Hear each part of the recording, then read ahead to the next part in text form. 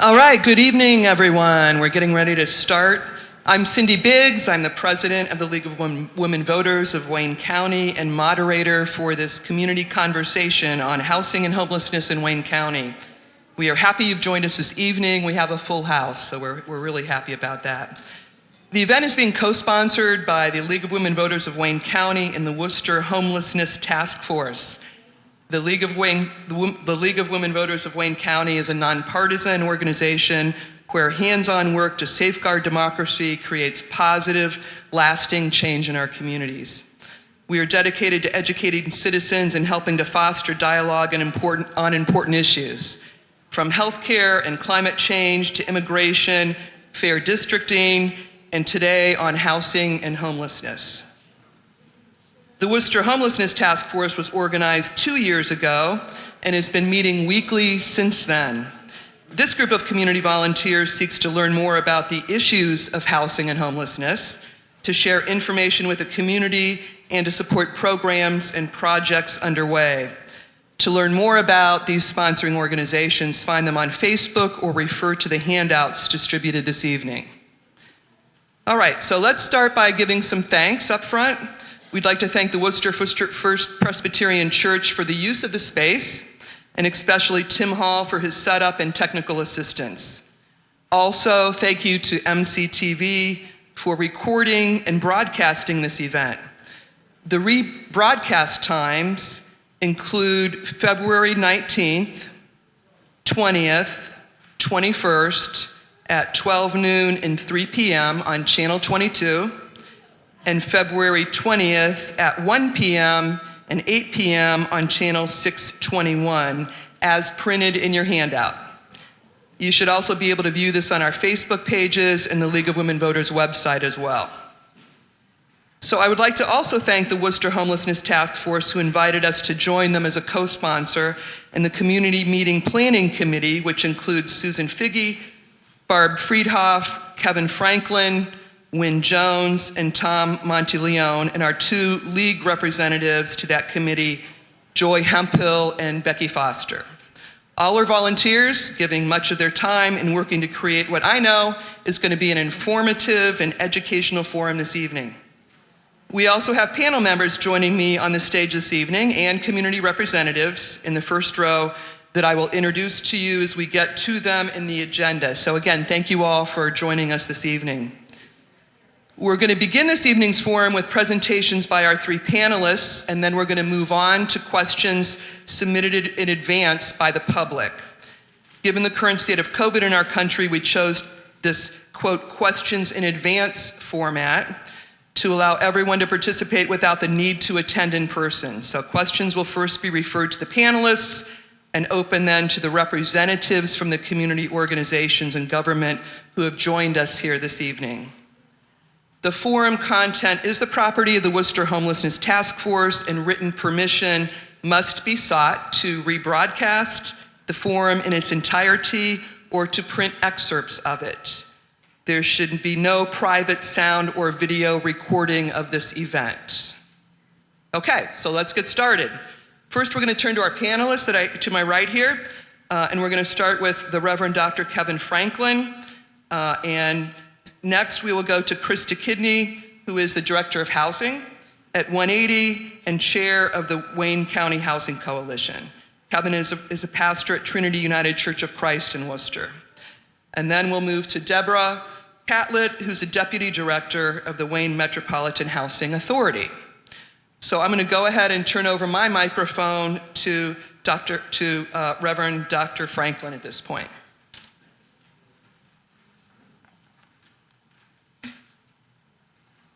Good evening. Thank you for being here this evening, and I want to give the disclaimer that I have never been homeless, and so I feel a little uncertain about talking about homelessness. However, I've worked with people who've been homeless for many years, and I've listened to them carefully, and I've tried to find solutions to all the array of problems that they may encounter in their homelessness. And so I can speak from that platform and to say that it's very difficult to find stability for people who are homeless. Now, this event's very important, and it's great to have all of you here because you have the ability to make a big difference in the lives of many people. And homelessness is indeed a troublesome area because it's so difficult. And there are so many different facets to it. And there are so many different solutions for a number of different people. So when the pandemic began, I was trying to find some kind of a guide as to what I was supposed to be doing in pandemic because everything was shut down. Our church was shut down. We shut down the breakfast program, although we didn't miss a day because we transferred over to bagged lunch in the front foyer during that time. But I was thinking, how do we do this since I can't sit at a table, I can't drink a cup of coffee and listen to people? And the phrase came to me, liberate people from their fears. And that was true for people in the congregation. They had all sorts of fears about what the future might bring. It was especially true for people who were homeless, who were on the street, because they didn't know what this meant to them. It meant that everything that they ever relied on was locked down. And where were they going to get the things that they needed to continue to sustain their lifestyle? So today, I know that all of us have this continuing life struggle with the anxieties of life. And I want you to think about that word anxiety when we talk about homelessness and how it is that you might help us be a part of liberating everyone from their fears. We have a breakfast program, and you know, the one thing that Jesus called the church to do was to feed hungry people. And so that's why a group of people started it in 1995. Some school teachers who were concerned about children who might go hungry during the summer. And so many people from the community began to come that they could not shut it down in the fall. And it's been going ever since then. Liberate people from their fears. So when I have a cup of coffee in the corner of the fellowship hall while breakfast is going on, that meal is a pretext so that you get to know other people, so that you have conversations with people that know things that you don't know. It's a pretext for alleviating fears. And to realize that everyone is a child of God and deserves to be treated that way. We invite our family around a table.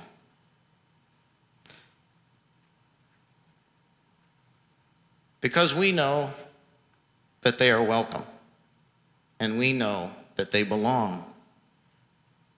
And community is one of the most important needs that we have in life. What are the causes of homelessness? That's what many of you want to hear tonight. Over 28 million Americans do not have health care coverage.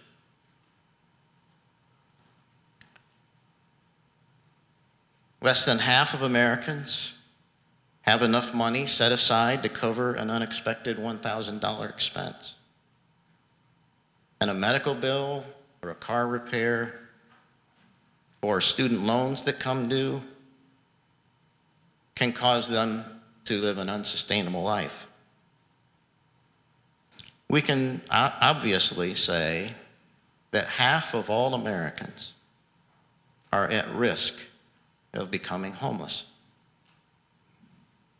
And the path to homelessness often begins with a dependency on a family member for your shelter and your care. And when that family member is no longer able to care for you, if they have a car, they use their car as shelter. And the next thing that happens is you can't maintain your car. It might be inoperable or unlicensed. And then you're on foot This is a pattern that I see recreated over and over and over again. Generational poverty. Most people don't know anyone who can help them with a financial crisis because everyone in their family also is in the same position. And I've always tried to prevent people from losing their housing because it's much easier than finding housing for people. So any resources that we receive, we channel them into preventing people from becoming homeless in the first place. Rent, transportation, gas vouchers, bus tickets, prescription co-pays, food, backpacks, clothes, furniture, water, sleeping bags, utility shut-off notices, and our car loan program. And we can prevent people from becoming homeless if we have enough resources. But there is a critical shortage of affordable housing in every state of this union right now. So many people have vouchers, many people are qualified for that, but it's not available to them because there is no affordable housing. Also, the majority of people who become homeless have suffered some kind of health-related problems that cause them to be unable to work for a period of time. I grabbed statistics from the National Institute of Health who cover these kinds of things. And a recent National Institution of Health study said that the average lifespan of a homeless person was shorter by about, you can think of a number, but it's 17 and a half years. The average age of death of a homeless man is 56 years old and 52 years old for a woman who is homeless. We pay a terrible price for homelessness. And I have seen so many people die prematurely because of untreated illnesses.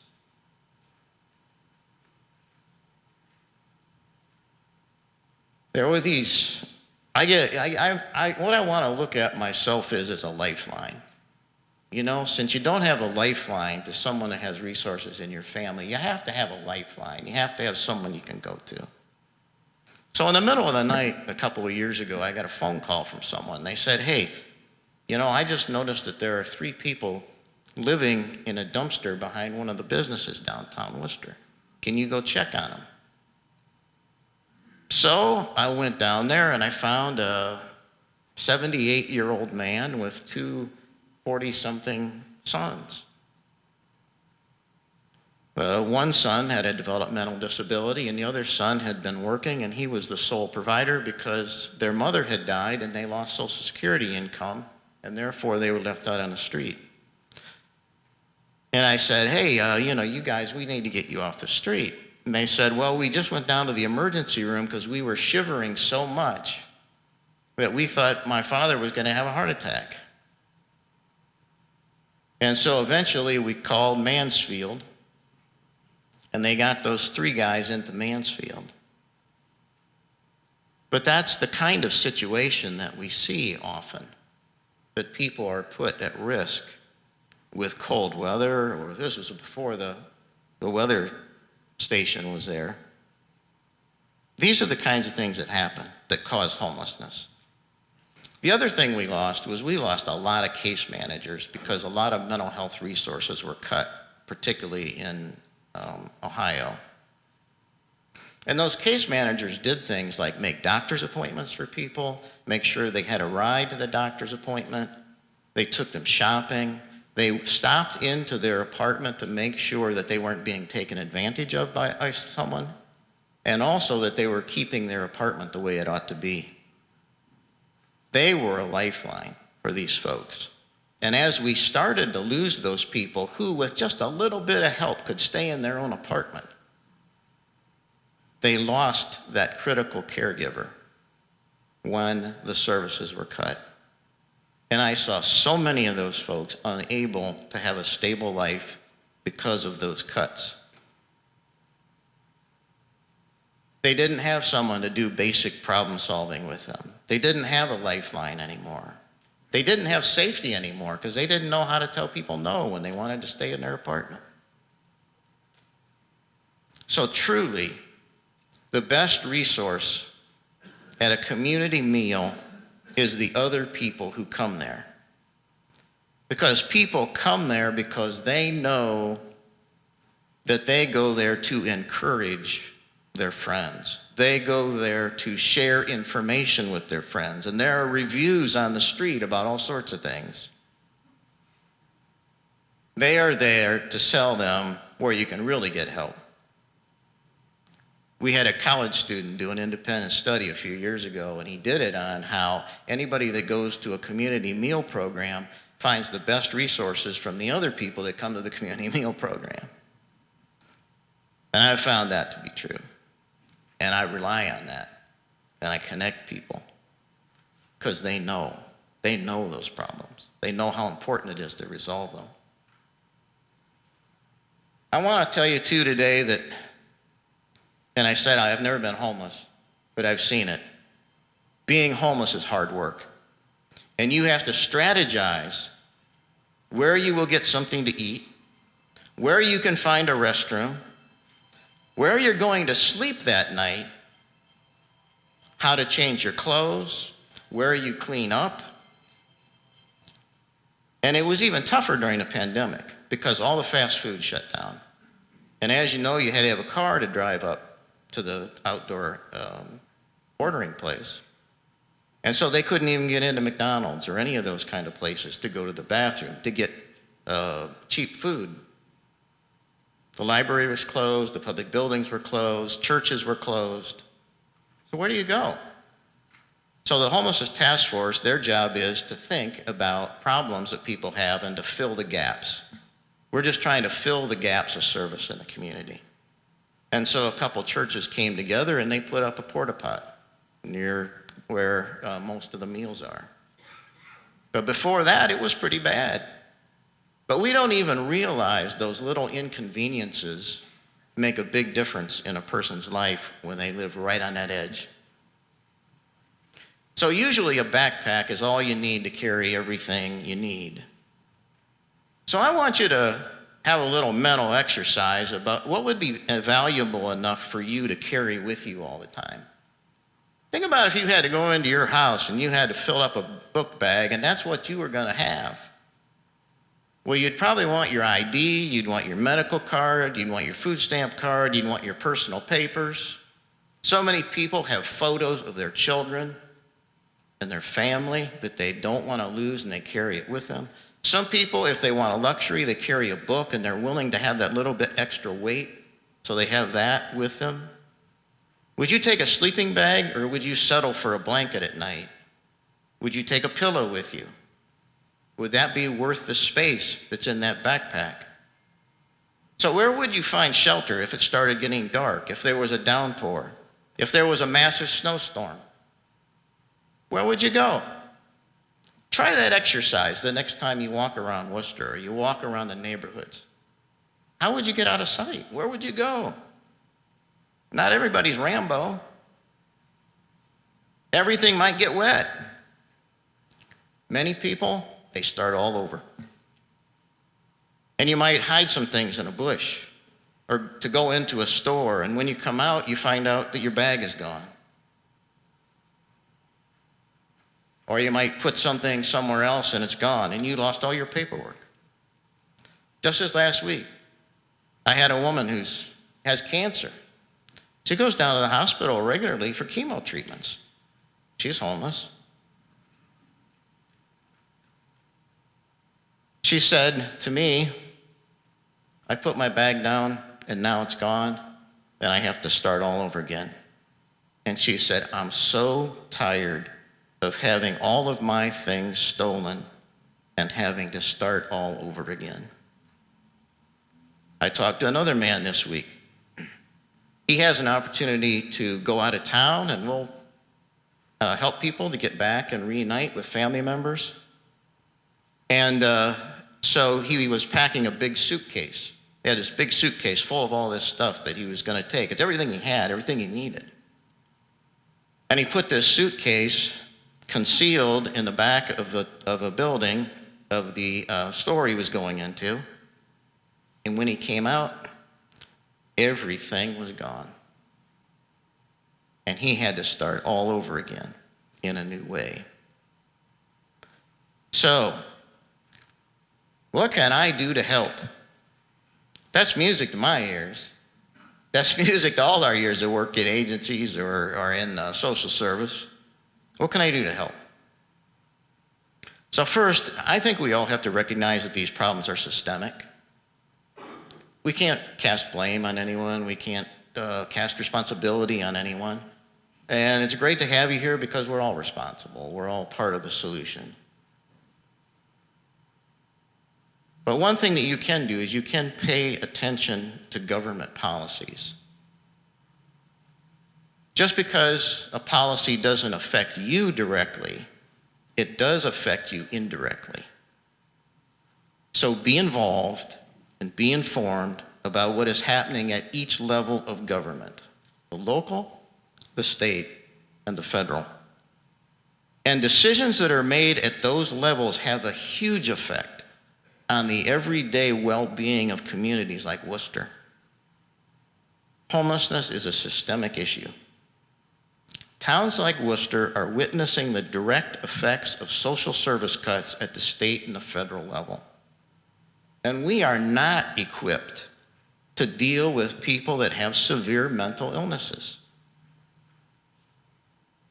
Unfortunately, the face of homelessness so often is an encounter that someone in the community had with someone that had a serious mental illness. And they were yelled at, or they felt threatened, or they saw them walking out in front of cars. And by the way, I have seen so many severely ill people get hit by cars because they don't even look when they pass. They go through a road. We've had severe cuts to mental health care, and that's partly what we're seeing here. It used to be that the police could come and they would take somebody for a wellness visit. They would go to a place where they would get care, get back on their regimen, and they would come back and they could go back to whatever style they were accustomed to. But now I can tell you, I see it over and over again. They get picked up, they go to the emergency room, they might get pink slipped, they go to a mental health facility, and they're there maybe 3 days. And they are right back on the street doing exactly the same thing they did the day they picked them up. There's something wrong. So let your elected officials know that positive solutions to homelessness are important to you. Challenge policies that are harmful to people who are homeless, and advocate for policies that will be helpful for people who are homeless. And advocate for resources. We fill the cracks, but there are too many cracks for all of us to fill now. And we can't do anything about some of these issues. It can only be done in a managed fashion. So it's all about connection. It's all about community. It's all about knowing people. It's all about feeling comfortable with someone. And if you want to do good, even if you give someone a simple smile, give them a smile. That produces the common good. That relieves people's anxiety. That lets them know that you can be a lifeline. And a home is more than having a shelter. It means that you have a place in the community. I know people who've waited years to get off the street through the voucher processes. And they are so happy and so proud when they get an apartment. And I could tell all sorts of stories about those celebrations, but I can tell you two. There was one guy, he was on the street for a couple years. And one of the great things that people do in the community is that they put together these plastic mats out of plastic grocery bags. That's a great thing. It keeps you safe and warm and off the street. It keeps you out of the water. It's a great thing. And so he had this one that he slept on the concrete for 2 years. So finally, I went to celebrate with him when I went to his new apartment. And I looked down, and he had that mat laying right in front of his kitchen sink. And he said, "That's my reminder." I had another guy, I was helping him pack his backpack. And this little plant fell out of his backpack. It was like one of those little ceramic bottoms on it. And it was a little ficus plant. And I go, "Geez, man, why are you carrying a plant around in your backpack?" And he says, "Oh, I've got to keep that because that's going to go in the window when I get my apartment." And I can tell you the people on the street, as rough as you might think they are, they've got a talisman somewhere. They've got something that continues to give them hope. And they have to have that. We have to give that to them. So creating caring community is the most important thing that we can do, if you're asking. To network, to meet people that you would otherwise never have encountered. I never would have imagined that people have the challenges that I see them having unless I saw it with my own eyes, unless I cared about them. How can you help people feel that they matter? How can you help people on the street feel that they belong here? I always say compassion is common sense. And compassion works toward the common good, and it liberates people from their fears. So do not be afraid. I think Jesus said that first. He said it many times over. Do not be afraid. Don't be anxious. People make bad decisions when they're anxious. When they make decisions out of fear, that never turns out well. Make your decisions out of hope. Put a little ficus plant in your backpack or something.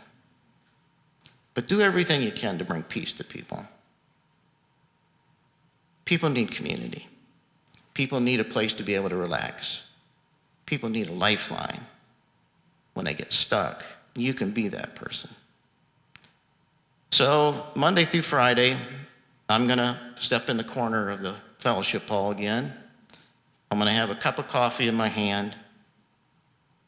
And I hope that you come and stand by me. Thank you for being here this evening, and we look forward to working with you.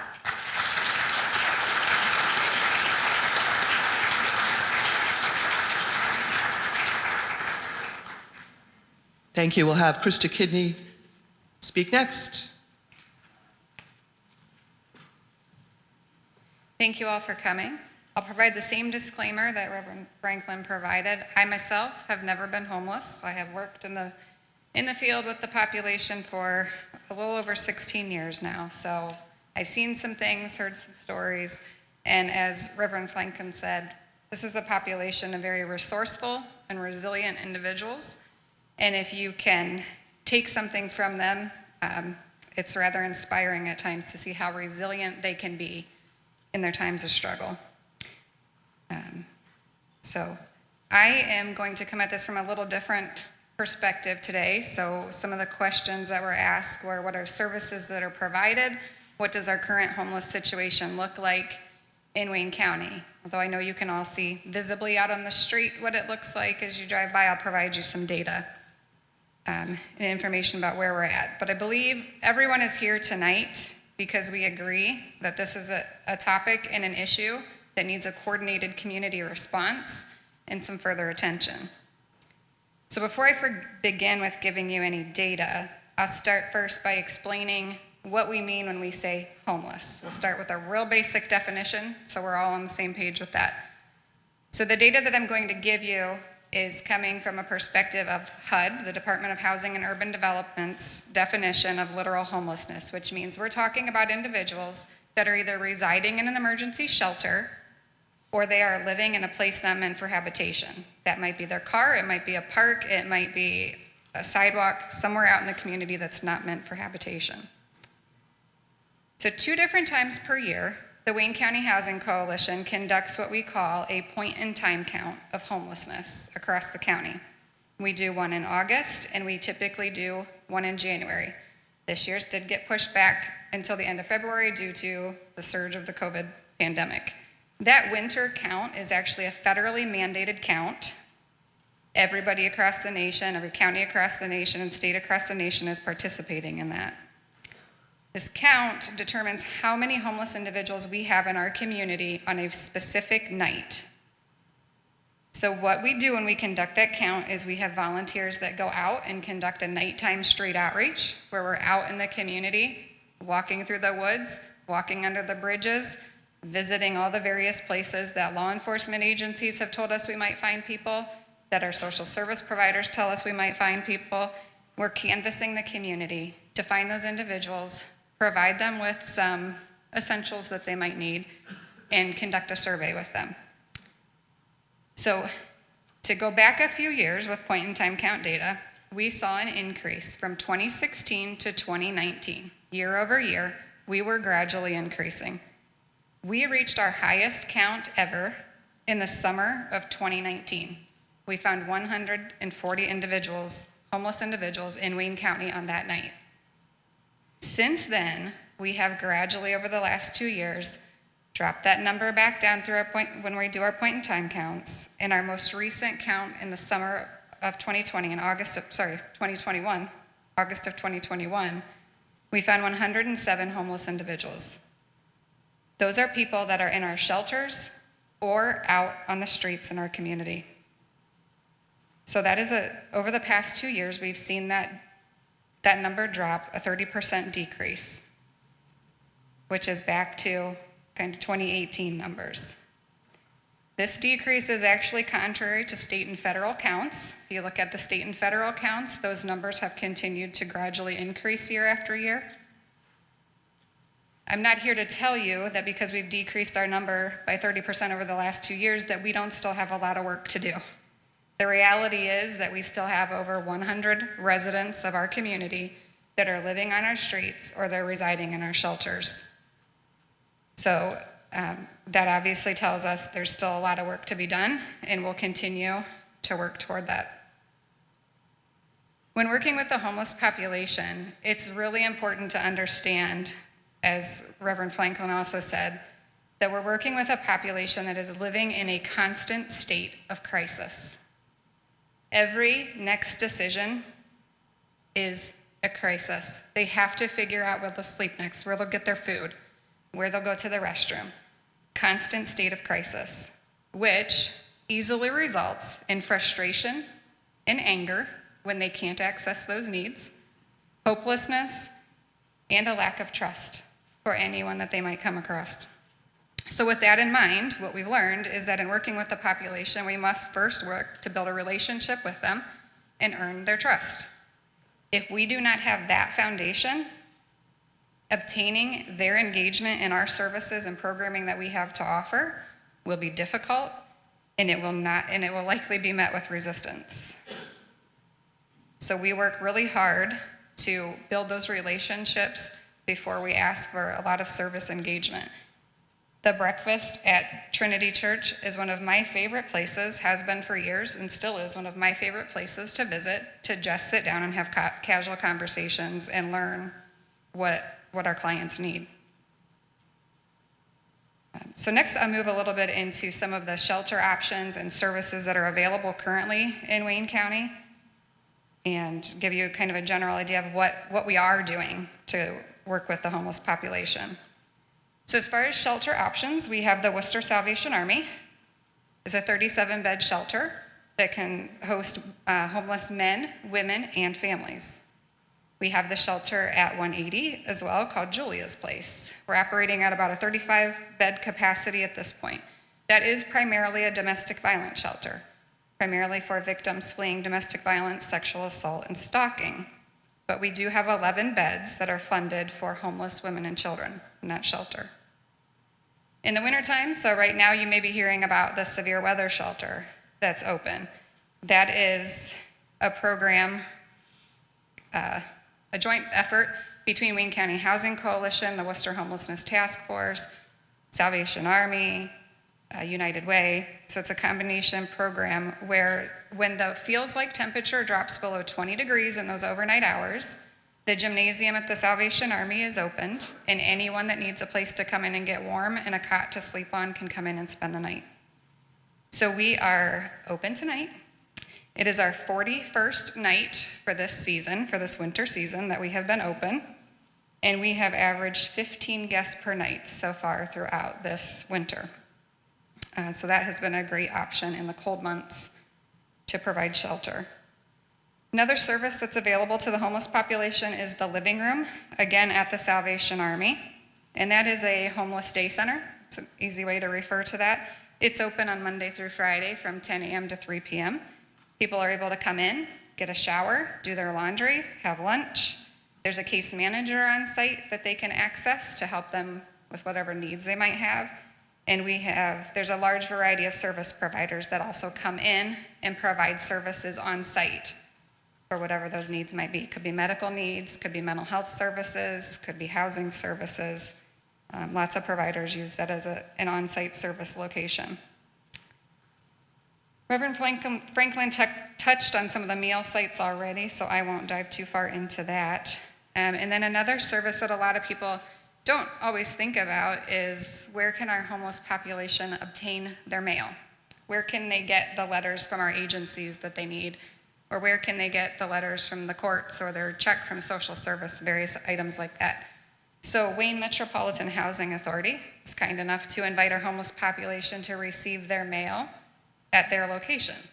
They can use that as their mailing address, and they can go in and pick their mail up each day, each week, however often they decide to. So if we have a Wayne County resident that has a housing need, common question is, who do I call first? The answer is we have 2 points of entry into our homeless response system in Wayne County. That is the Wooster Salvation Army and 180. Anybody could call one of those 2 places. The same intake will be completed, the same questions will be asked. And that intake, that interview by phone will help determine what level of intervention is needed to help that person. Do they need to enter shelter? Or can we provide mediation services with a family member or landlord and help keep them housed so that they do not need to enter our homeless system at that point in time? Or, as Reverend Franklin said, can we make a payment to stop an eviction? So through those 2 access points, those are the kind of conversations we're having to figure out exactly what is the need and how can we intervene first, what level of intervention is needed. Another way people can access assistance is Anazao Community Partners operates a 24-hour hotline for those experiencing a housing crisis. So they can call that hotline. They can talk to someone that can help them problem solve, help them access shelter, or refer them to other appropriate programs. Another newer service we have in the community is 180 now has a street outreach case manager. We started this service at the very end of September of 2021. We have a case manager who's done a fantastic job of being out in the community, engaging with our homeless population and helping them get to those appointments that Reverend Franklin referred to, kind of that hand-holding opportunity to help walk along beside them, help them get to the services they need and engage in services. Just in the last quarter of 2021, she was able to engage with 26 separate homeless individuals and work with them to engage in various services that they needed. At 180, we also administer a variety of emergency rental assistance programs to help either rapidly rehouse people or to prevent evictions. We're currently utilizing 10 different grants from state, federal, and local sources to provide that assistance. Again, with this, the level of rental assistance or the level of intervention is on a case-by-case basis, determined by how much assistance is needed to stabilize that household so that they can again maintain their housing on their own. There is a case management requirement along with that as well. If they're receiving ongoing assistance, we have case managers that continue to work with them while they're on our program to meet the other needs they have. These programs all rely on landlords in the private rental market in our community. We don't have specific housing that we're putting our clients into. So we're relying on landlords in the community that are willing to work with our program requirements, allow their units to be inspected, and charge rents that meet the federal requirements of what we're allowed to ask for those programs. We worked with 72 different landlords in 2021 to provide assistance to the households that we served.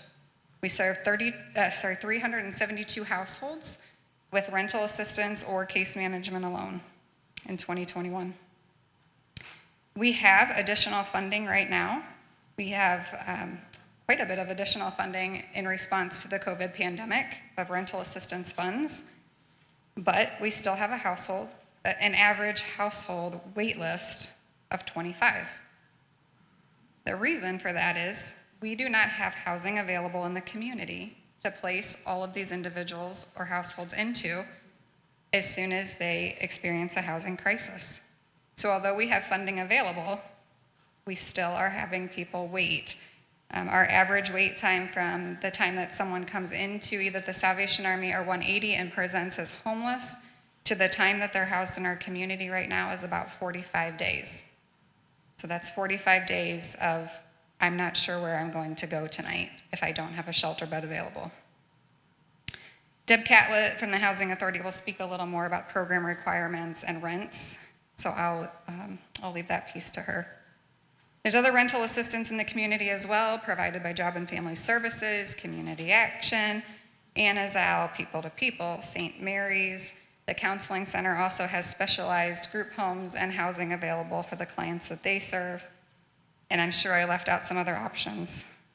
We have lots of different types of assistance. In working with the homeless population, I have seen so many success stories throughout my career, but I have one from recently that I would like to share with you here quickly. This is a story that truly makes me proud for this individual. So the gentleman I'm referring to, just 2 years ago, was homeless. He was in and out of shelter here in our community. He was actively using drugs, in and out of jail, lots of interaction with the police. But he reached a point where he was tired of running and he was tired of living that lifestyle. And he was ready to engage in services. So he went into treatment. He worked through various community agencies. He got himself clean and stabilized. Today, he continues to remain drug-free. And just recently, he reached out because he wanted to give back in a way that he could possibly impact those that are currently where he was just 2 years ago. He's working 2 jobs right now. One of those is at a local shelter, and he's going to school for social work. He hopes to be a peer supporter or a counselor in the near future, where he can share his lived experience and offer hope to those that are still struggling. It's amazing work that he has done. Again, resilient. So as I wrap up tonight, I'd like to leave you with a few thoughts to consider. The Wayne County Housing Coalition, Wooster Homelessness Task Force, and our dedicated service providers are working alongside those in our community that need us most to help them change direction in their lives. I'm excited about some new initiatives that are on the horizon to more directly target housing for homeless persons. But as a community, we need to focus on increasing the available housing for extremely low to moderate income households if we truly want to end homelessness in Wayne County. This is a community problem, and it will require a full community response. As we plan for future solutions and begin to weigh the costs of providing additional housing in our community, we must also consider the cost of homelessness as they exist right now. Homelessness is costing lives too soon.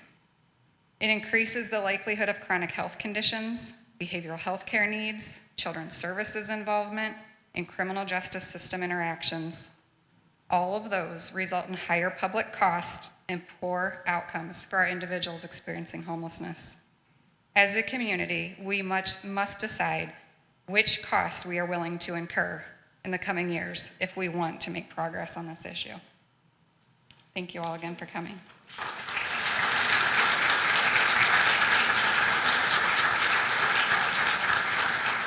Thank you. We'll hear from Deborah Catlett now.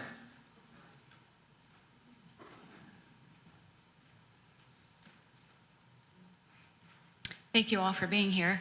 I have the same disclaimer. I too have never been homeless.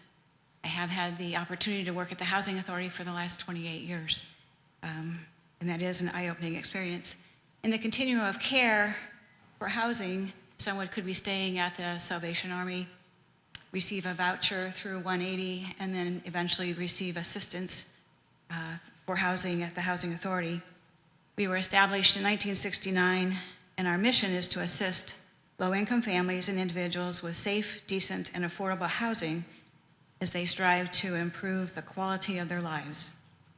We own and operate 224 units of public housing and administer 954 housing choice vouchers. We also own and manage an additional 204 units of subsidized and unsubsidized housing for special needs community. Both public housing and the housing choice voucher programs are federal programs. Congress passes housing legislation and authorizes our funding. The Department of Housing and Urban Development, HUD, allocates those funds, develops regulations, contracts with us to carry out those regulations, and monitors our performance and compliance. All programs have income qualification limits, both at time of application and on an annual basis. Once the applicant income qualifies, families are added to a waiting list. It's a long waiting list. Applicants qualify for preference points that apply to their household. For example, 2 of those preferences are rent burden and homeless.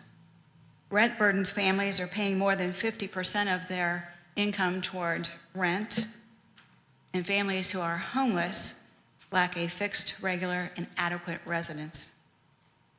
Participants for all programs will pay at least 30% of their income toward rent and utilities. HUD publishes the income limits for all programs annually, as well as the fair market rents for the housing choice voucher. And a fair market rent is the most that can be paid toward that house. Public housing was established to provide decent and safe rental housing for eligible low-income families. Public housing properties vary in size and type, from single-family houses to high-rise apartments.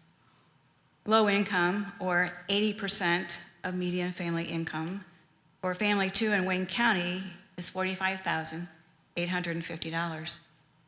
Public housing allows pets, but does not provide additional subsidy for those. The voucher program is the federal government's major program, offering assistance to very low-income families, affording them decent, safe, and sanitary housing in the private market. When voucher housing assistance is provided on behalf of the family or individual, participants are able to find their own housing, including single-family homes, townhouses, and apartments. Very low income, or 50% of median family income, for a family in 2 in Wayne County is $28,650.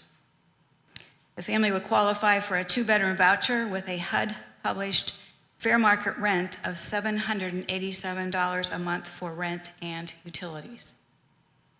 The Housing Authority recently received approval for an expedited regulatory waiver from HUD to increase those fair market rents. So effective March 1st, that would be $866 a month. This waiver is good through the end of this year. 1 and 2 bedrooms make up 77% of the voucher program.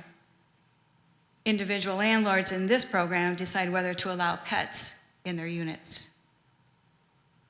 The Housing Authority also recently offered a $1,000 incentive to any landlord who signed a lease for a unit of theirs that had not been on our program for the last 24 months. At the end, we gained 50 new units represented by 35 individual landlords. A fun fact about the voucher program is that there are 50 family self-sufficiency vouchers, where families sign a 5-year contract, set goals, and money is deposited in an escrow account for them to use as their wages increase.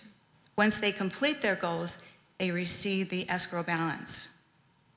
Another fun fact is that we also administer 29 homeownership vouchers.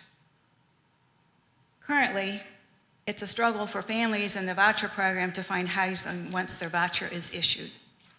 Almost half of the vouchers issued are not used because they simply cannot find a place to live.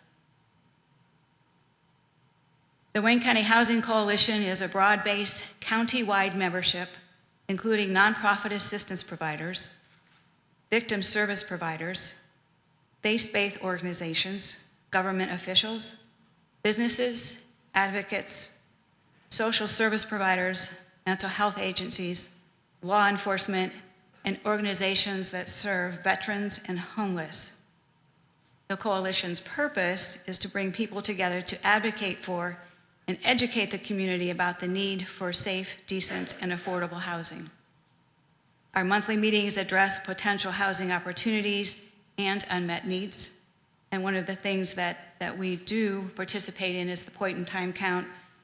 Please come out and count with us.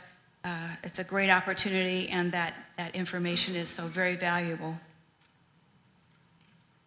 Another opportunity that we have in partnership with 180 is the development of 12 units of permanent supportive housing. This is currently being referred to as Wooster's Hope. The property was secured by donation, and we are very grateful for that.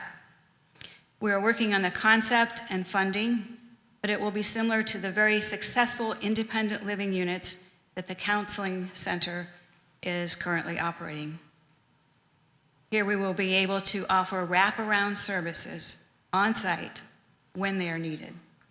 The target population will be the homeless and vulnerable adults or couples. We cannot begin to tell you all the positive things that are happening in this county. If you own property and have a resident that you think may need some assistance, please call us. We'd love to help you both. If you have an empty rental property and would like to help those who live in Wayne County, please call us. We would like the opportunity to answer any questions that you have about our programs. And for the 308 landlords that worked with our program last year, thank you. If you have time to volunteer, please consider Trinity United Church of Christ. Awesome breakfast, awesome program. Any of the programs at the Salvation Army, awesome programs. And there are many, many more opportunities. Maybe you too could learn to peel a hard-boiled egg with a spoon.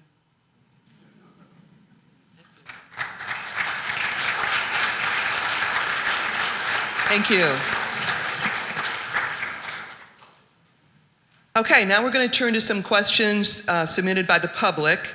Again, those questions have been screened, combined, edited for clarity from when we receive those. And we'll ask the panelists, I'll ask the panelists first if they want to respond to the question. If not, we'll turn to our community representatives out here. And they will be limited to just a couple minutes, 2 minutes, to answer questions so that we can allow as many as we can between now and the end of our forum here. Joy Hemphill, back here at the table, will be our timekeeper. She'll be displaying cards showing 1 minute, 10 seconds, and stop. And please finish your sentence. Sometimes it's a long sentence, I get, until the stop card is raised, and then I'm going to start talking. All right. So let me introduce you to the representatives here, because certainly they all may not be talking. They all will add value when they feel is needed with information that they think will be helpful for you to hear, but they also are here to learn and hear what's going on as well. But they are resources to you, so I do want to introduce them. And I'm just going to start over here on my left side. Please just stand up when I introduce you, and you can say hello to everybody. From Anazao Community Partners, we have Michelle Kelly, who's the Director of Adult Services. From Community Action of Wayne and Medina, we have Cassie Sham, who is the Social Service Manager.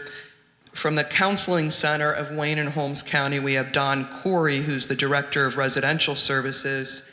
From Main Street, Worcester, we have Shannon Waller, who is the Executive Director. People to People Ministries, we have Joe Zecker, the Director of Operations. And from the Salvation Army of Worcester, we have Major Connie Higgins, the Shelter Director. From United Way of Wayne and Holmes County, we have Katie Kogelman, the CEO and Executive Director. And from Viola Startzman Clinic, we have Jamie Parsons, the CEO. Wayne County Commissioners, Becky Foster is here to represent them this evening. And from Wayne County Job and Family Services, we have Rich Owens, the Director, and Stacy Tanner, who's the Social Service Administrator. Wayne County Public Library, we have Jennifer Schatzer, the Director. We have Mayor Bob Brenneman with us tonight. And we have, let's skip over to Tom Monet, the Chief Building Official for the City of Worcester, and skipping over to Worcester City Police, Assistant Chief Scott Rotolo is here with us, and joining him is Sergeant Mike Schonk. Okay? All right, so let's go ahead and get started with the questions. And the first one is, how does the Housing Coalition work with each of the governmental and law enforcement agencies across the county? So anyone here want to address that? Okay, Krista, feel free. Is that good? So the city and county government both participate in Housing Coalition on an ongoing basis. The law enforcement agencies are in contact with us as providers on a regular basis. They're always contacted prior to our point in time counts that I spoke about earlier, because they provide great input for us on where we should go to find individuals that might need our help that maybe we're not aware of yet.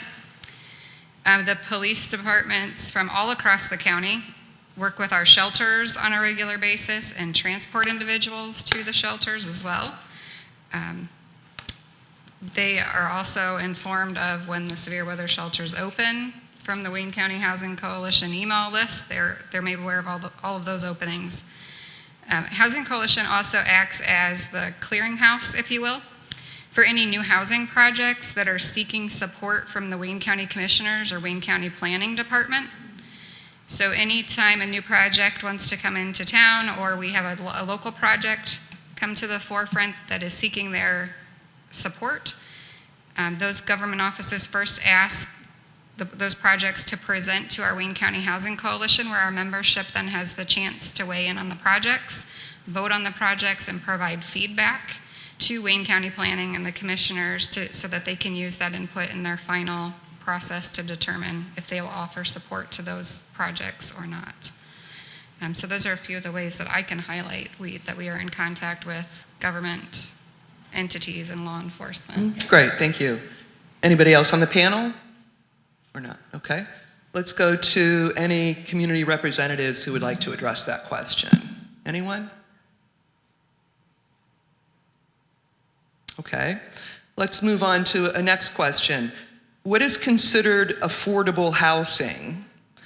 And what type of affordable housing, parentheses, apartments, single-family homes, other, end of parentheses, is most needed? And how can affordable housing be increased across Wayne County? So again, anyone on the panel? Krista? Okay. So the simplest definition that I can offer when someone asks me what affordable housing is that affordable, so the federal government's definition is that housing is affordable when it consumes no more than 30% of a household's income. So affordable is relative based on what your specific income might be. So I'm looking at the other pieces of the question. How can affordable housing be increased across Wayne County? We need developers that are interested in developing in this community. A lot of those types of affordable housing units would also mean that we would need service providers willing to work with those units, which we have that here. And then what type of affordable housing is most needed? I think if we had to say specific unit sizes that are needed in Wayne County, 1 and 2 bedroom units are in great demand right now. Okay, anybody else? Any community representatives who have any additional information to share? Okay. Come on up and just briefly say your name and your agency again. Thank you. Katie Kogelman from United Way. I actually provided this at the back table. It gives a survival budget of different families. So it's if a single adult or 2 adults and what they're making. So if they make $14 or $16 an hour, the affordable rent would be $575 for that family in Wayne County. So this is at the back table if you have any questions about this. And this is really guided towards what you may typically refer to as the working poor, but it's people in our community who do work but are 1 or 2 paychecks away from being in this 100-person count. And right now, that's about 16,000 people in our county that are just a paycheck or 2 away from that being completely homeless. Great, thank you. Anybody else? Any other comments? Okay. Next question. What are the primary issues affecting homelessness, and what initiatives are currently underway to address it? So anyone here on the panel want to get that question? Okay. Some of the community representatives to talk about, again, any of the primary issues affecting homelessness and what initiatives are currently underway to address it.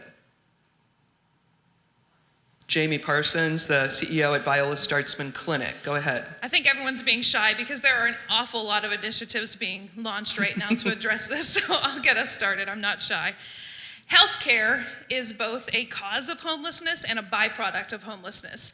And so at the Viola Startzman Clinic, some of the things that we are doing is, as always, we provide affordable and/or free healthcare to our community members who qualify for that.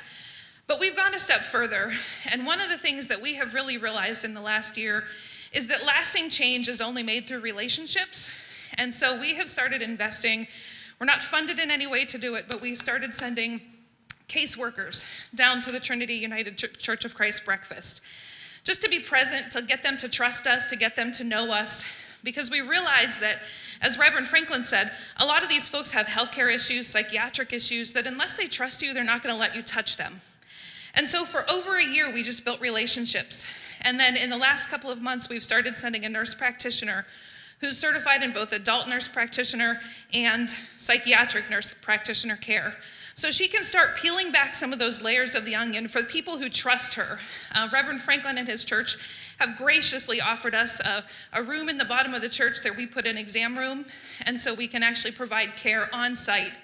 Because getting them a half a mile up the road was sometimes an impossible task. But if we can get them while they're there, we can start taking care of those health issues that also roll over into mental health issues that are often the barriers to getting them where they need to be from an employment standpoint or a housing standpoint. And so it is very slowly taking shape. I think I have a couple seconds left that I'll tell an anecdotal story. This week, we had a patient who we met at the breakfast program who came into our clinic thinking that he just had a sore on his foot. Today, he had to have his foot amputated. Those are the types of issues that we're dealing with, and if we can get to it earlier, we can help in bigger ways. I got this. Great, thank you, thank you. Good, thanks. Anybody else? Any additional information to share? Michelle Kelly, the Director of Adult Services from Anazao Community Partners. Good evening. We too are working on just recognizing the importance of that relationship and removing the barriers for mental health and behavioral health services, particular, that coming to an office and having to do a bunch of paperwork at an office is often a barrier and obstacle. So we are looking at, in March, launching out where there will be a provider who can go to the breakfast church, go to the Viola Startzman Clinic, go to the library, and literally do assessments and start providing some of those services with the goal of then being able to move them into more, office-based services that get them. So we recognize that trust, and I think you're hearing that as a theme tonight, and so, even as community members, when you are coming in contact, you can be, if you've developed some of those relationships, you can be what we call a warm handoff. And a warm handoff is just really, maybe you accompany them to an appointment or you accompany them to some of these because that's where all of this kind of starts. So there's an initiative to kind of become a mobile, what we would call a mobile provider. And we're really excited to get that started. So that's just another initiative that's happening. Great, thank you for sharing that. Anybody else? Other initiatives? Okay. Next question, should communities concentrate their resources on giving a hand up just to those who really want to better themselves? What are the barriers, mental health or otherwise, that prevent people from taking initiative? Anyone on the panel want to address that? Reverend Franklin? Well, I think it goes along with the busyness of being homeless and, just don't have time to think about higher things. I should mention that, because of the lack of case managers, or it's probably, I think, maybe a third of what we used to have. The Homelessness Task Force has a group meeting for mentoring. And so we have a social worker who's doing a series of trainings for people to serve as mentors at the breakfast program and sit and talk to people to handle some of these, kind of problem-solving skills. And so we're hopeful that, people will have that warm handoff and have somebody to do some basic problem-solving skills, really. Because, we can't imagine what those needs are, and they only emerge when people trust you and you sit at the table and talk to them and then find out it's something that we can do something about. So, yeah. Great. Anybody, any of the community resources want to speak? Cassie Sham, who's a social service manager for Community Action of Wayne Medina. I think I need a different microphone set up here. There you go. So to speak about homelessness and generational poverty, I have a question for all of you, and you can have a hand raise. Do you think that living in poverty would be traumatic? And if you agree with that statement, would you raise your hand? Do you know what trauma does to your brain over a long period of time? So when you live in generational poverty and you have trauma that occurs to your brain, there's three things that majorly affect your brain functionality. The first is your amygdala, and in your amygdala is where all of your emotions live. Then, especially your fight and flight responses. The other place is your hippocampus, and that's where all of your memories are stored. And then your prefrontal cortex, which is going to give all of your primary and your executive thinking processes. So if you've been traumatized your whole life in generational trauma, you've had toxic stress, there are things that are going to occur to your brain that's going to change your brain's function. So your amygdala is going to shrink or get bigger. You're going to have a hippocampus that's going to shrink. You're not going to remember as much. And you're not going to be able to process those big thoughts through your prefrontal cortex. So how we do that is we see someone in front of us, slam on their brakes. We know that in our amygdala, you're going to be all right, girl. You've been through this before. You're going to put that in your hippocampus. You're going to remember, I'm going to put my foot on the brake. And your prefrontal cortex is going to tell you to actually do that. The people that we're working with who live in extreme poverty and who have lived in generational poverty don't have those processes like we do. So to say, hey, why can't we just have the people who want to get a hand up? It's not as easy as that. And all of our brains don't work as easily as we assume. And we can't open someone's brain and look inside and say, that's why that's happening to you. So when we have empathy and we have understanding that everyone's path is different and that everyone's brain might be different, we can help them a lot better. Thanks. Great, thank you. Thanks. Anybody else would like to speak from the community resources here? Good. Next question. How is the issue of loitering at places such as a post office, city parks, businesses, the library, etc., being addressed? Anybody here at the panel would like to talk? No? Anybody from the community representatives here? Jonathan? Sure. Oh, that's not Jonathan. Okay, you're not Jonathan, you're right. That was my bad dream, was like people are going to switch their name tags, right, on me, and I don't know who they are, so thank you. And I don't think I'll need to adjust the microphone.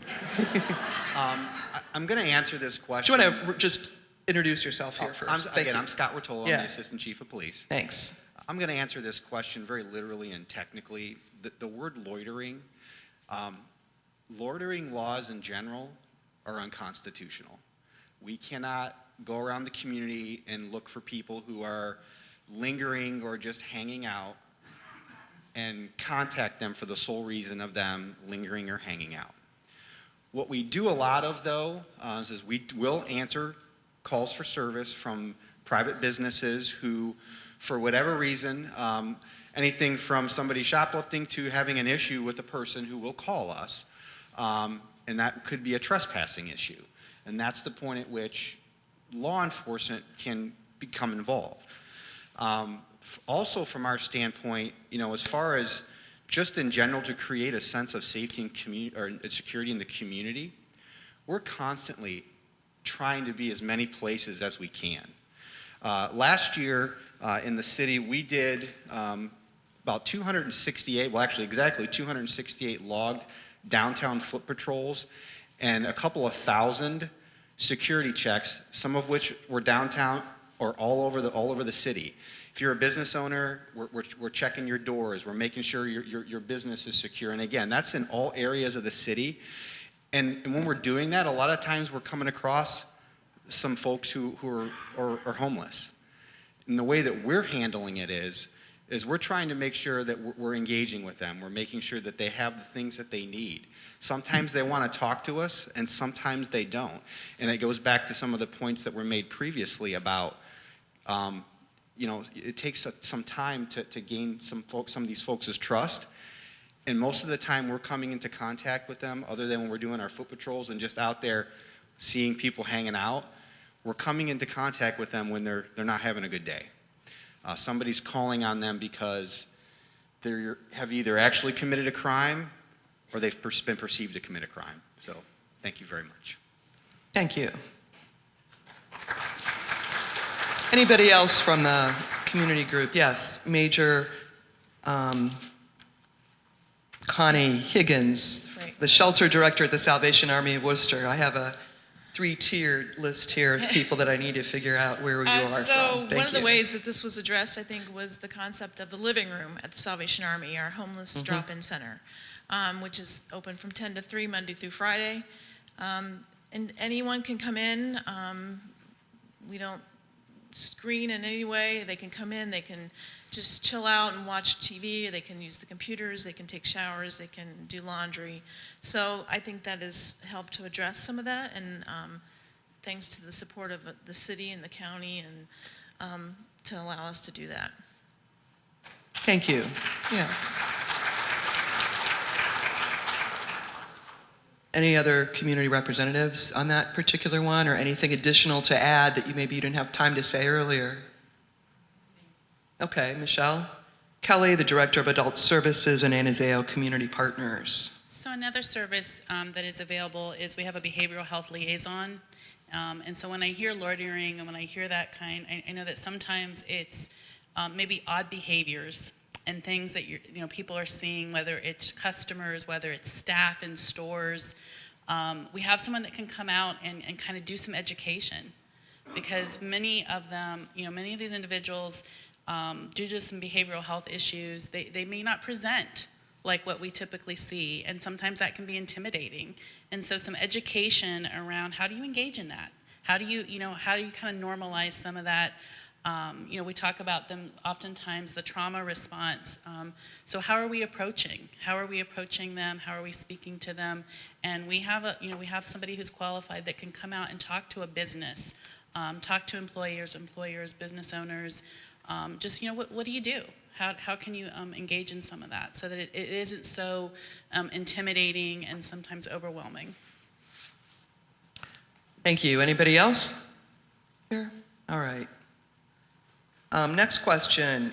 Could the Worcester Salvation Army's residential shelter house most or all of the homeless on the street, but cannot because of folks who don't want to abide by their rules? Any comments here? Yes, Major Connie Higgins from the Shelter Director at the Salvation Army. Yeah, Please go ahead. Who else can answer that?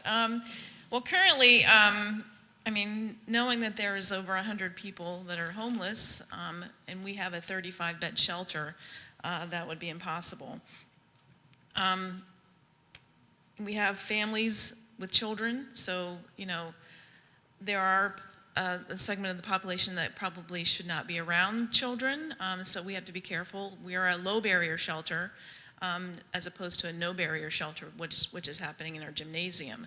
So there is a screening process. There's background checks that are done because of the families, the children that are in our shelter. So no, we could not house all of them. Ideally, it would be great if we could. We don't have the space, but 35 beds currently, hoping to increase that once COVID kind of releases its grip on us, but that's where we are at the moment. Okay. Any other comments about that or any of the other community resources? Okay. The next question is, what interventions exist in Wayne County to protect homeless people from COVID? Kristen Kidney from 180.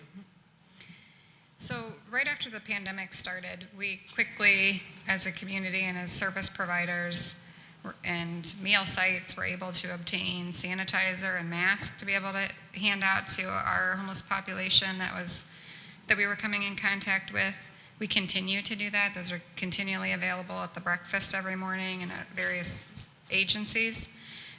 We have worked with the health department and Viola Startzman Clinic to make vaccinations available to the homeless population. They've come to the Breakfast Church, to the Salvation Army, to the 180 shelter, to our main office at 180. So various sites they've come and offered the vaccines. We also have a quarantine and isolation protocol in Wayne County. If we have a homeless person that does test positive for COVID or has been exposed and needs to be quarantined, we do have a protocol that we follow. Once we've determined that to be the case, we have some area hotels that we work with to place the person in the hotel and provide them meals and check-ins and the follow-up that they would need to carry out their quarantine or isolation time. At our shelters, there's screening questions that are being asked. Temperatures are still being taken, so we're still following a lot of those protocols that you would see when you go to your own doctor's office or places like that. Anybody else up here have Good. anything to add? Anybody here? Okay, any community representatives on that question like to speak? Yes, Jamie Parsons from the Viola Startzman Free Clinic. CEO. So obviously, COVID has been a big part of our lives for the last 2 years, and I know we're all tired of talking about it. We're certainly tired of treating it. In addition to, vaccines and a lot of testing, one of our roles is that we understand that COVID causes lasting health impacts, and so we are really committed to working with those patients who have had COVID to make sure that they have the medications, the breathing devices, all of the different things that they're going to need to recover from long COVID symptoms. Because some of us are very fortunate and get COVID and don't really have symptoms, and we can just suffer through a quarantine and then go back to life. But a lot of the patients that we see who are also homeless have coexisting chronic conditions that make them much more susceptible to very severe COVID infections and lasting repercussions. And so that is one of the things that we are trying to work with other agencies, that if somebody needs a nebulizer for breathing treatments and they're homeless and they don't have a place to plug that in, we have to make sure that they have a battery operated nebulizer instead of one that requires a power source. And so those are all little things that we have to think very differently about when we're treating a homeless population. We can't give them 90 days worth of medications because it's very easy for them to get stolen or lost. And so we have to give them in manageable bite-sized pieces and then have arrangements to make sure that we can get back to them within a short period of time to keep them supplied with what they need. So that is another aspect of COVID that I think is going to be around for a while, even after we can stop living with masks and social distancing. Great, thank you. Anybody else from the community representatives? Okay. Next question, does the Wooster area already have agencies or churches that could, with proper seed money, sustain a shelter with services? Krista, Kidney first? Okay.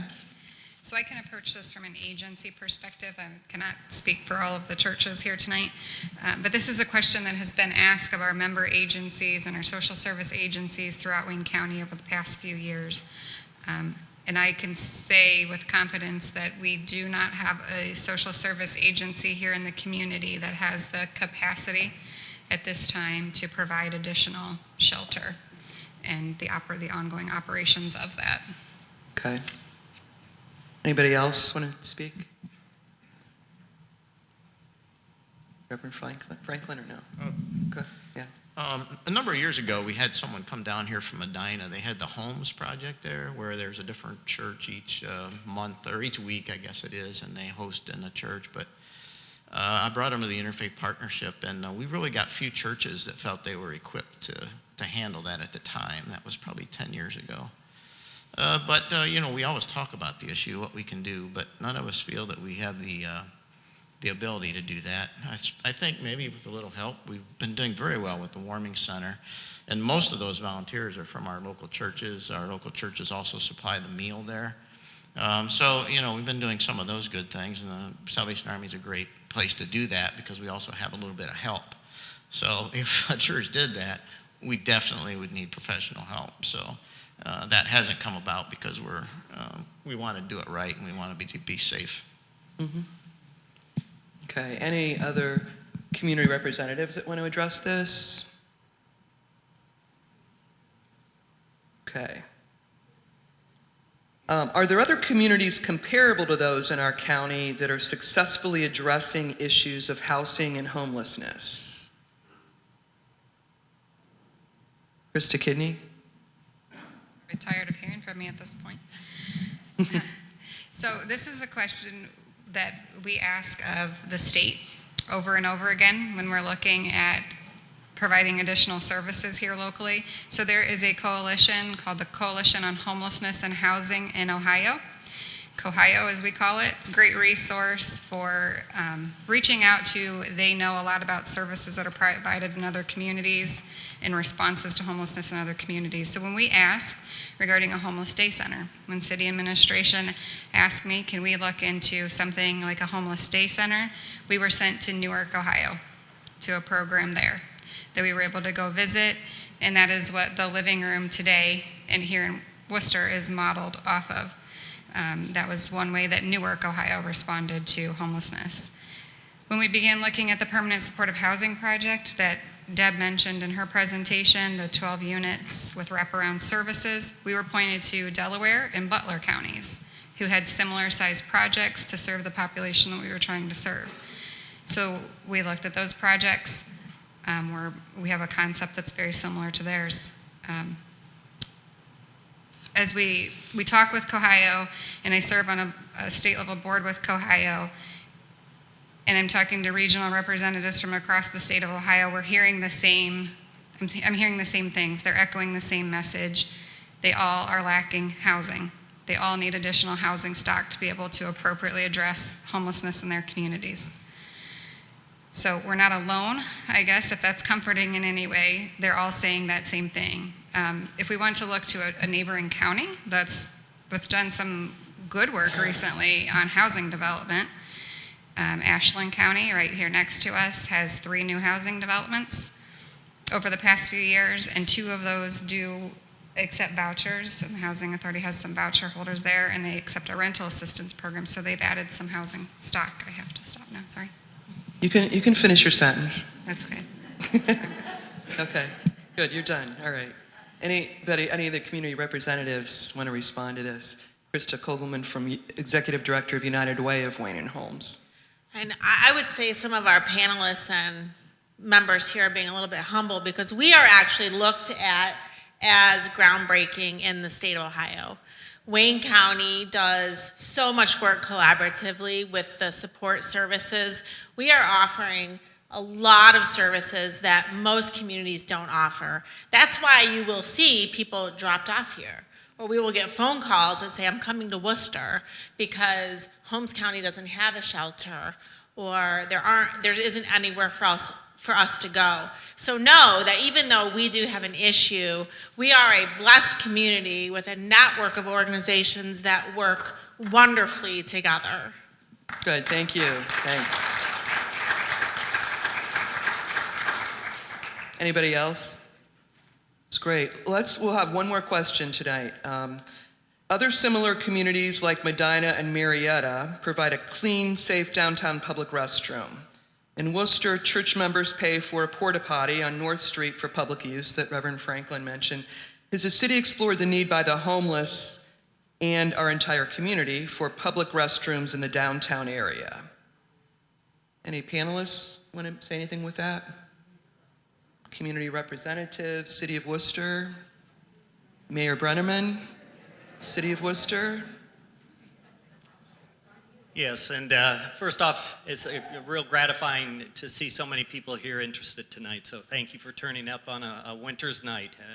Restrooms are problematic. Probably the biggest reason that we don't have a public restroom is the City of Worcester does not have any public buildings on our square. Now, the county has a public building on the square. They used to have restrooms down in the basement, and it turned into just a real bad situation. And so when they remodeled, they got rid of the restroom down there. And I understand why. Now, how does that help any people that are in need? This winter, when things were closed down and we were made aware of the bad situation of no restrooms, gas stations not allowing people in, we opened up our Shell and Park restrooms to the people at that point in time. We have those open during the day. That's the closest public restroom we have to the downtown area. From the city point of view. Now, the Salvation Army, and thank you, Higginses, for all your work there, and also 180 for all your help on the shelter system down there. But so, as far as having restroom availability, we have them at the Salvation Army, we have them at Shell and Park, we have them at City Hall, and those are the restrooms available as a public restroom. I would encourage churches, which there are a numerous number around our downtown, if they feel this is a problem, I would say that would be a mission that a church would want to take on. So 10 seconds left, I'm finished. Thank you. Thank you. Any other community representatives on that or panelists? Okay. So that's the end of our questions for the evening. I mean, we want to thank the panelists and the community representatives for sharing their time and their knowledge and their experience, and really thank all of you for attending. You far surpassed our thoughts of how many chairs we needed to set up and how big of a room we had. In order to receive some notice of future events and activities pertaining to housing and homelessness, please print your name and email address on the provided index card and leave it in the box at the table that they're holding up back there, the box, as you exit the hall. Those in attendance this evening has received information on a handout about ways to help. If anyone watching this event on a future broadcast is interested in volunteering, contributing or advocating, or is in need of assistance, please contact the United Way of Wayne and Holmes County at 330-263-6363. Thank you to United Way of Wayne and Holmes County for agreeing to serve as a resource for anyone wanting information about volunteer opportunities. The League of Women Voters is in the back registering voters, taking half-year memberships at their table, and the Homelessness Task Force also has a table you could stop at on the way out. Remember, MCTV is rebroadcasting this program. You may view it on the League's website and the Facebook page of the Homelessness Task Force. Final additional thanks in helping to prepare for this evening goes to Isabel Espinosa, College of Worcester Junior, for designing the publicity flyers, Worcester Weekly News and the Daily Record front page coverage on this forum in the last week or so, and to all who helped spread the word about it. Thanks to League member Kate Freed-Simpson for underwriting many of the League's costs incurred in our educational programming this year, and thanks again to the panelists and community representatives, and to everyone who submitted questions, and for all of you attending this evening. So remember, you have the ability to make a difference. We have together the ability to create a caring community and form relationships with people and become a mentor. Think about joining me and many other people as we start this conversation, and we'll continue to have more forums, hopefully in the future, to continue to address this issue. Thank you again for joining us this evening. Have a good evening. Good night.